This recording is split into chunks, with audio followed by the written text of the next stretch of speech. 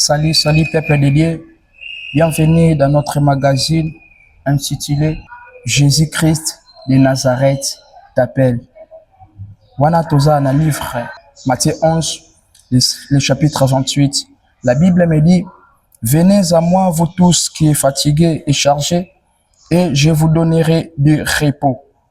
Bien-aimés, chaque jour, Dieu appelle des personnes à revenir vers lui. Jésus-Christ n'appelle pas seulement des personnes qui ont déjà une vie spirituelle, mais il appelle aussi bato bazali fatigué. Il appelle aussi ba onyoso bazali fatigué, ba onyoso bazali découragé, perdu ou même éloigné ya Nzambe azana posana bango. La question n'est pas seulement est-ce que Jésus-Christ m'appelle, mais la question est que comment je dois répondre à son appel. Le lengeni na koki ko répondre na appel ya Nzambe. Le lengeni okoki ko répondre na appel ya Nzambe. Le lengeni to koki ko répondre na appel ya Nzambe. Jésus-Christ t'appelle personnellement. Jésus dit: venez à moi. Venez à moi. Son appel est personnel. Il connaît ta vie. Il connaît tes combats. Il connaît tes souffrances. Il connaît tes besoins. Bien aimé, notre Dieu, il ne regarde pas seulement ton passé, mais il regarde aussi ce que ta vie peut devenir entre ses mains. Azotala lo lengeni ni bomo inayo ekoki kozala transformer na maboko na ye. Azotala lo lengeni ni vie na yo ekoki kozala changer na maboko na ye. Soki ondimeli ye, soki ondimi kolanda ye, soki ondimi appel na ye, oyoki voix na ye. Dans le livre de Jean, disent le chapitre 27, la Bible me dit: mes brebis entendent ma voix, je les connais et elles me suivent. Lorsque ozoyoka appel ya Nzambe, lorsque oyoki appel ya Nzambe, ondimi kolanda ye, ondimi kotika nyonso bino, natika nyonso nazalaki, natika même bakambo na mona ezalaki bien, mais memelanga avantage, mais zo détruire ngai, na abandonner yango, na landa Jésus. Bien-aimé, Zamba Lola ako salo bolam. Zamba Lola ako changer même situation na yo wana. Ne pense pas que l'appel de Dieu est réservé aux autres. Mais le loye bango ke appel wana eza réservé pas bato mesusu te, mais appel wana e bengami nde pa na yo, e pesa melinde yo. Opportunité wana e pesa melio na mokolo na lelo. Opportunité wana e pesa melio na magazine na biso. Jésus-Christ t'appelle malgré ton passé. Nzamba Lola azo benga yo malgré passé na yo. Nzamba Lola azana posa na yo malgré passé na yo. Peut-être passé na yo et comment condamner yo na vie actuelle. Tu dis non, na sala ma bébélé, na sala ma sumo ebélé, na bimana ba homme marié ebélé, na bébisa ba foyer ya bato ebélé, na boma bato ebélé. Na kindumba o na sala nango, na zala nango, kindumba na continuer ko sala. Est-ce que Nzamba Lola ko accepter ngai? Est-ce que Nzamba Lola ko ndima ko ba ko yamba ngai? Mais laisse-moi te dire, bien-aimé dans le Seigneur, Nzamba Lola zane na posa ya bato bongo nde ba ye pa na ye. Nzamba Lola zane na posa ya bato basala ki mabe wana trop ba yande pa na ye, afin que ye a transformer bango, afin que ye a changer bango. Quel que soit passé na yo ezala ki mabe ndenge nini, quel que soit le degré ya mabe oyo sale ezala ndenge nini, mais lelo Nzamba Lola zana posa na yo, appel ya Nzambe e betami nde na porte na yo.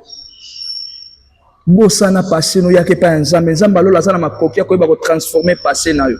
Bien aimé, bato mokili bakoki ko condamner yo, mais lorsque l'Éternel des armées a longoli condamnation, yango eza le plus mieux.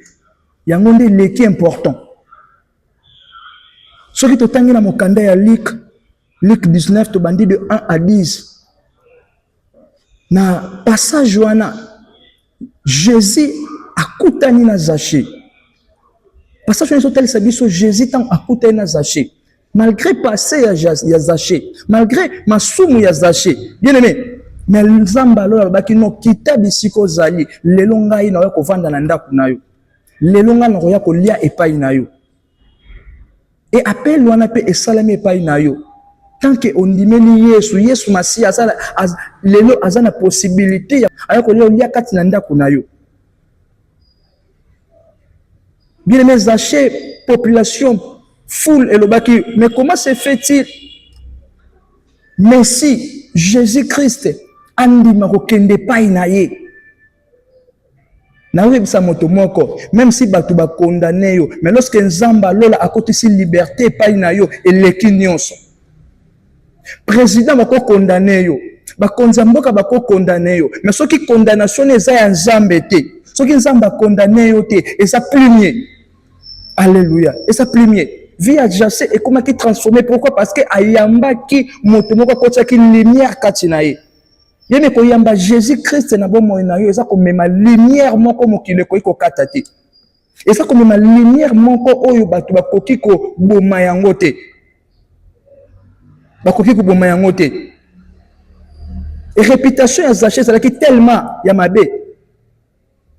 Réputation ça qui tellement ya mabe. Batonio so like ah non, c'est un pécheur. Asa mutu na masumu, asa mutu na mabe. Mais lorsque Jésus-Christ a kotaki na vie na comment qui transformé.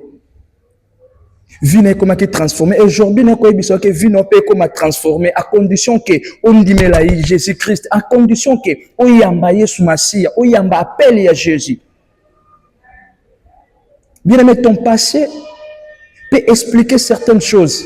Mais laisse-moi te dire, malgré ton passé peut expliquer certaines choses, mais il ne doit pas décider de ton avenir avec Dieu.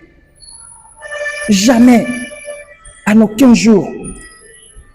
Mais quand il soit bien aimé, Jésus-Christ t'appelle à changer de direction.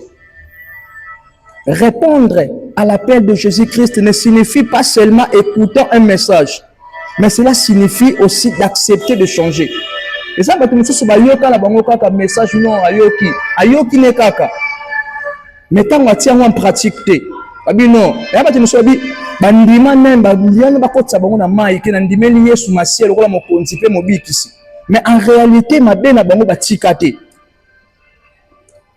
En réalité ma sumu batika te. Kindumba batika te. Ko sala mabe batika te. Ko boma batu batika te. Et si quand on a vu, nous allons toujours changer. Mais lorsque on décide, il y a un nyonso, il y a un appel ensemble et puis on change de direction. C'est par là que on a su un miracle ensemble. On décide que la tiki m'a béona, n'a décidé à partir à l'élo n'a changé. Bien aimé, et ça on a avantage mon côté, na ba jeune sœur nanga ya ko bimaka na ba homme marié. Ba homme marié wana ba okipe ko sope mobali na yo akomi homme marié et non seulement yo okene ko dérange ka ba foya ba le appel et peut s'améliorer changer le appel et peut s'améliorer tika ko détruire o zali couple la bato tika ko détruire o zali relation bato ba construire en notamment na ndenga pasi mais yo zo toujours ko bebisa o zo ka ko bebisa. Il faut que se poser la question. Ce qui makambo na osala, so ba lobi ko nga ba sala nga yango. Réaction na nga ko sala ndenge nini? Réaction na nga ko sala ndenge nini? Bien aimé changer. Tant que o yambi Yesu tika nyonso. Tika viwana ya ko ba ko bebisaka ba réputation ya bato inutilement na makambo ba yebite. Tika viana ya ko ba ko détruire ba vie ya bato.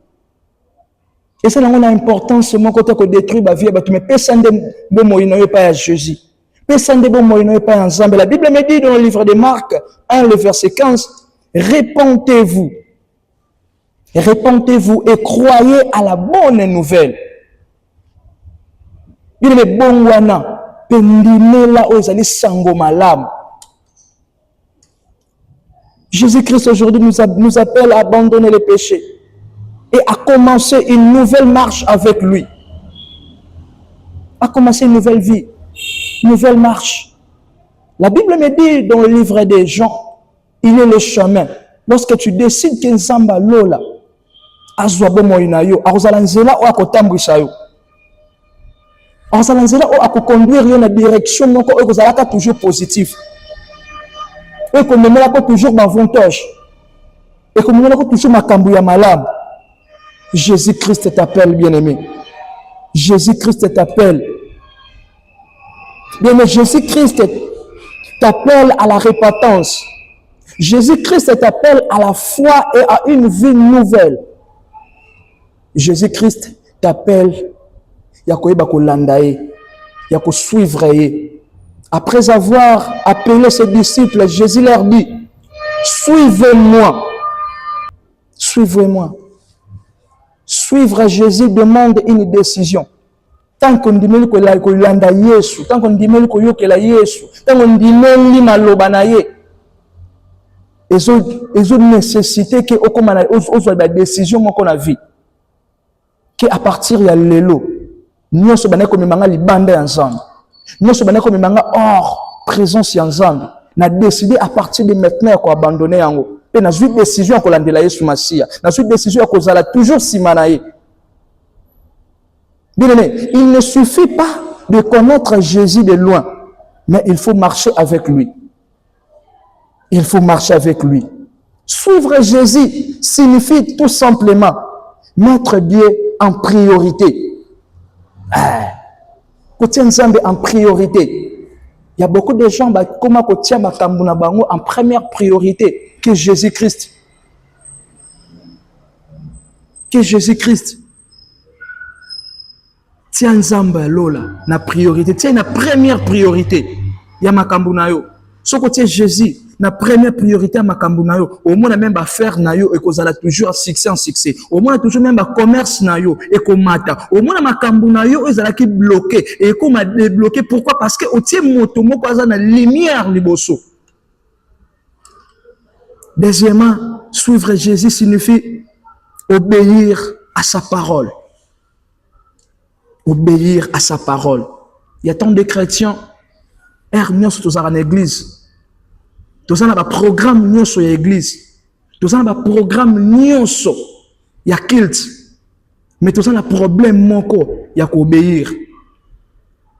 Nous sommes un problème, il y a qu'obéir dans maloba ensemble. Nous sommes un problème, il y a qu'obéir dans maloba ensemble. Et troisièmement, rester fidèle même dans les difficultés. Bien aimé, ça là toujours fidèle, même si les moments ont traversé, même si les moments ont traversé, sont dépassés même à yele na yo, ça là toujours fidèle et pas un Zambewana. Ça là toujours fidèle et pas à Yesu Massia. Peut-être les moments ont traversé et ça les moments où ça dans le désert, nous sommes préparés yo, afin que au commandé témoignage et pas à battre. Comme un témoignage où l'un chaque air nous sommes témoignés. Zambalola apambola yo, Zambalola asalelo bolam. Restez fidèle. Même dans les moments ba passe, dans les moments ya kolela. Tout le monde va te belé vu que asam trop dans les moments il y a difficulté à décider même qu'abandonner Jésus, à décider même qu'on côté na vie mon ko ils sont comme sans embêter. Tala mokili ndenge so kendele. Combien de jeunes ba vie na bango baby? Combien de jeunes ba continue na ba vie Yamabe, ba continue na ba vie mon ko ils sont comme sans embêter. Combien de homosexuels ont commis la bango na mokili? Combien de lesbiennes ont commis la bango na mokili à cause de supporter pas cité. Parce qu'on supporter les difficultés, c'est décider même à se livrer aux alliés. Âme na bango et pas Satan. Mais yo lelo Zambe, à ça l'appel et pas inayo. Otikala toujours fidèle. Otikala toujours fidèle. Quel que soit mais reste toujours fidèle. Reste toujours fidèle à ce Dieu. Reste toujours fidèle et pas un Zambewana. Puis comme on a témoignage na yo, et ça la témoignage eko mema kimia na mitema ya bato. Et mema kimia na mitema ya bato. Bien aimé, bisika ezwami yo soko yo ki parole oyo. Quand dire sur motema na yo te. Quand dire sur motema na yo te. Il y a que pas Yesu. Jésus aza na posa na yo. Kotala te oyo zali. Kotala te passé na yo. Yaka na mikumba na epai na ye. Nzambe lola akopambola yo. Nzambe lola akotransformer yo. Nzambe lola akochanger yo. J'aimerais que avant que to silisa exhortation na biso. Tout ça la prière oyo. Osambela na ngai, olandanga juste na sima. Tokangi miso pe to sambeli. Seigneur Jésus, je réponds à ton appel. Pardonne mes péchés. Prends ma vie entre tes mains et conduis-moi dans tes voies. Je vais te suivre, Seigneur de gloire. Je vais te suivre au nom de Jésus-Christ. Nous avons ainsi prié. Amen. Que le Seigneur vous bénisse abondamment au nom de Jésus-Christ.